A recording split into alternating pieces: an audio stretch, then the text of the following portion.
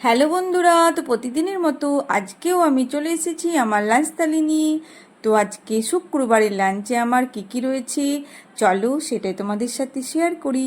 তো শুক্রবারের লাঞ্চে রয়েছে আমার গরম গরম ভাতের সাথে কাগজি লেবু, কাঁচা লঙ্কা, তার সাথে রয়েছে করলার কিঁদুরি একসাথে ভাজা, আর রয়েছে বড়ি দিয়ে আলু দিয়ে লাউয়ের তরকারি, তার সাথে করেছি মুসুরির ডাল, আর করেছি ডিমের ঝোল। তো আজকে আমি ঝোলটা পাতলাই করেছি, আর আলু দিয়ে ডিমটা করেছি, খুব একটা রিচও করিনি আর চাপও করিনি, কারণ মেয়ের পরীক্ষা চলছে, রাত জেগে পড়াশোনা করছে, ইউনিভার্সিটি থেকে এসে খাবে, সেই জন্য আজকে সব রান্নাগুলোই আমি একটু হালকা করেই করেছি।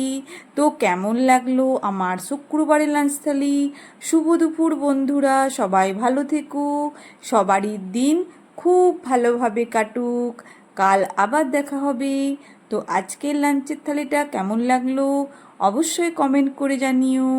গুড বাই বন্ধুরা।